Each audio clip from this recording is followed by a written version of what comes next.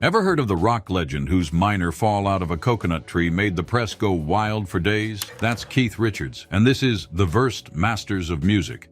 I'm Dick Carlson. Welcome. Before we start, here's a quick challenge for you. Which notorious country estate became the scene of Keith Richards' most infamous drug bust? And here's another one. If Keith hadn't picked up the guitar, what quiet, bookish profession would he probably have pursued instead? Drop your guesses in the comments and keep watching. I'll reveal the answers along the way. Let's find out how a skinny kid from post-war Kent became the eternal heartbeat of the Rolling Stones and built a life of wild resilience, rare guitars, and a net worth that could buy the entire front row. But to truly understand Keith Richards, the rebel, the survivor, the artist, we need to rewind, because his early life has shaped every note that came after. Keith Richards was born on December 18, 1943, in Dartford, Kent, as an only child growing up in the shadows of wartime Britain. His parents were factory workers, and the world he was born into was gray, rationed, and rebuilding. But inside their modest home, a spark was lit early on. That spark was music. Keith's grandfather, Augustus Dupree, had once played in a jazz big band and recognized something in young Keith. He gave him his first guitar, and with it, a reason to believe that music could be more than just sound. It became his way out. Keith was hooked. He listened to blues records and Chuck Berry nonstop, learning every riff, every rhythm. He didn't just hear music, he felt it, and he studied it like it was a language he already knew deep down. Even as a teenager, there was something older about him. A hunger, a restless energy that didn't fit into a small town or a quiet life. Music was calling him somewhere bigger. Then came a moment that would change his life and music history. In 1961, while riding a train to art school, Keith ran into an old classmate, Mick Jagger. The two hadn't seen each other in years, but when they met again, Jagger was carrying rare imported blues records under his arm.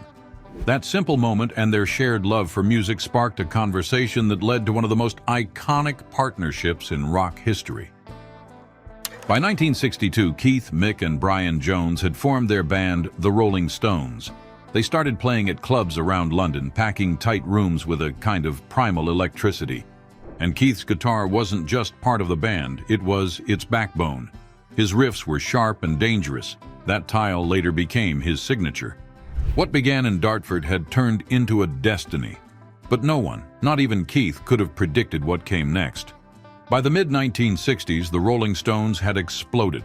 Their 1965 hit, I Can't Get No Satisfaction, didn't just top charts. It ripped through the pop landscape like a riot. Suddenly, the band wasn't just known for its sound, but for its swagger, and Keith Richards was right at the center of it. As the music soared, so did their fame, and with it, the chaos. Keith and Mick's songwriting partnership became one of the most influential in history, crafting anthem after anthem. But the edge they walked musically spilled over into real life. By 1967, things boiled over with the infamous Redlands drug bust. Police raided Keith's 16th-century country estate in West Wittering, Sussex, and found everything they were hoping for. It wasn't another celebrity story. It became a full-fledged national scandal. British news channels ran front-page headlines about the drug-fueled lifestyles of rock stars, and the establishment viewed Keith and Mick as dangerous symbols of youth rebellion.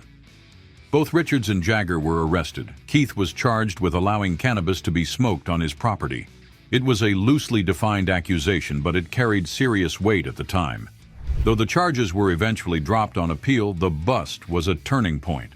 For fans, Redlands was no more just a house. It became a symbol of rebellion, a place where the state laws didn't apply. And the incident cemented Keith's image as rock's ultimate outlaw. Then the late 60s and 70s were a blur of touring, substances, and survival. Keith dove headfirst into a life of extremes. He began a long, intense relationship with actress and model Anita Pallenberg. Their bond was magnetic and volatile, fueled by creativity and addiction. Together they had 3 children named Marlon, Angela, and later, baby Tara.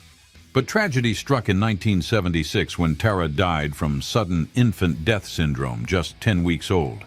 Keith was on tour at the time.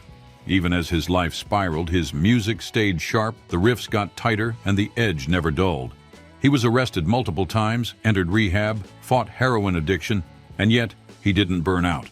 Yes, he bent but didn't break. Keith once said he didn't have a death wish. He just didn't care if he lived or died. Somehow, he kept living. Through it all, he remained the spine of the Rolling Stones. He became the rhythm behind the spectacle and the rebel who refused to go down. By the end of the 70s, Keith Richards wasn't just surviving rock and roll, he was defining it with all his scars and soul. The 1980s brought a different rhythm to Keith Richards' life. On his 40th birthday in 1983, he married model Patti Hansen, a Vogue cover star and rising actress at the time. She became his partner through the calmer decades to come. Together they raised two daughters, Theodora and Alexandra. For a man who had once seemed married to the road, Keith was finally building a home. In 1985, he made a symbolic move, literally and emotionally, when he bought a quiet estate in Weston, Connecticut. It was still Keith's kind of place, woodsy, private, and far from Hollywood gloss. But it marked a turning point. After years of spiraling, he was grounding himself in family life. By 1988, Keith stepped out with a project of his own. His solo debut, Talk Is Cheap, hit the shelves and critics loved it. The album didn't try to compete with pop trends. It was timeless, much like Keith himself. The album came at a time when many thought Keith might be creatively spent, especially after public feuds with Jagger and growing distance within the Stones.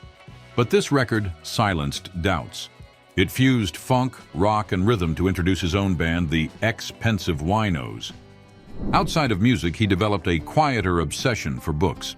Keith became a passionate reader and rare book collector, building private libraries and spending hours among dusty first editions. He once joked that if he hadn't become a guitarist, he would have been a librarian.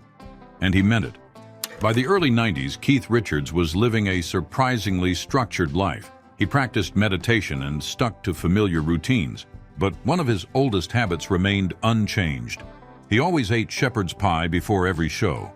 All of this didn't mean that he had gone soft. He'd just survived long enough to appreciate stability. But the fire in him was still there, and now more focused. Keith had learned endurance, and in doing so, he became something rare in rock and roll, a symbol of both defiance and longevity. As the new millennium rolled in, Keith Richards was no longer just a rock star. He was an institution, and the Rolling Stones were still selling out stadiums. From 2005 to 2007, their A Bigger Bang tour raked in an astonishing $558 million. A decade later, in 2018, just 14 shows brought in another $117 million, but Keith wasn't chasing paychecks. He was doing what he always did, just playing, touring, and creating. And along the way, he built quiet wealth on his own terms. His properties tell the story. Redlands, his 16th century manor in West Wittering, remains sacred ground. It's part fortress and part relic of his rebellious past. His estate in Weston, Connecticut became his primary U.S. home, a place where he could read, write, and spend time with family in peace. Then there's his tropical hideaway, a private villa on Parrot Cay in the Turks and Caicos. It's remote, serene, and stunning, and it's where Keith disappears when the noise gets too loud. His lifestyle evolved too. He owned vintage Bentleys and Ferraris. The 1965 Bentley S3 Continental was among his favorites, and he nicknamed it Blue Lena. But he wasn't often seen flaunting any of them. Keith's most prized possession is his guitar collection that alone includes over 300 instruments, including his beloved 1953 Micawber Telecaster. These are his investments worth millions. His luxury has been more internal, with rare books worth six figures, personal chefs, and meticulously curated libraries. He doesn't want the world to watch. All he wants is to read in silence under palm trees. Even his wildest habits have softened.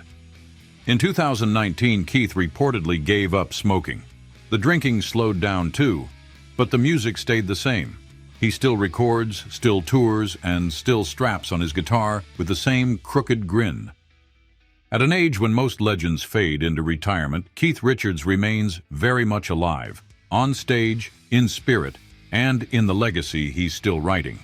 His wealth isn't just in dollars, it's in survival, in riffs, and in his stories. By 2025, Keith Richards stands not just as a survivor of rock's most dangerous era, but as one of its wealthiest, most enduring icons. His estimated net worth is a staggering $600 million. But unlike the wealth of so many in the music world, Keith's fortune came layered, built over decades through grit, songwriting, and sheer staying power. The backbone of that wealth is song royalties. His songwriting partnership with Mick Jagger has produced some of the most enduring hits in history, and the royalties keep flowing from every spin, stream, and sync deal. Add to that decades of touring revenue, from sellout stadiums to multi-million-dollar global tours, plus solo projects and music publishing rights. Keith Richards' catalog is actually valuable. But for all that fortune, Keith lives by a code of discipline. His life now runs on routine. He follows rituals rooted in creativity, not chaos. He writes, reads, reflects, and gardens.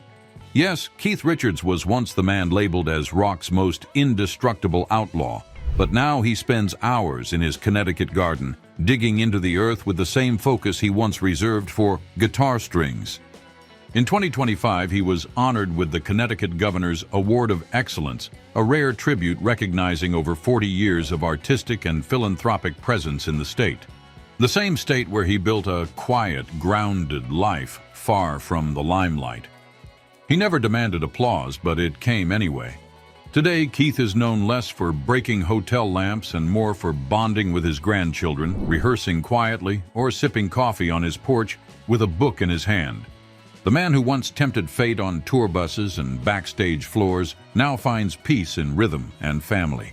And yet, he still plays, writes, and shows up. Keith Richards remains a global symbol of resilience, creative grit, and of what it means to age with integrity in a business that burns bright and fast.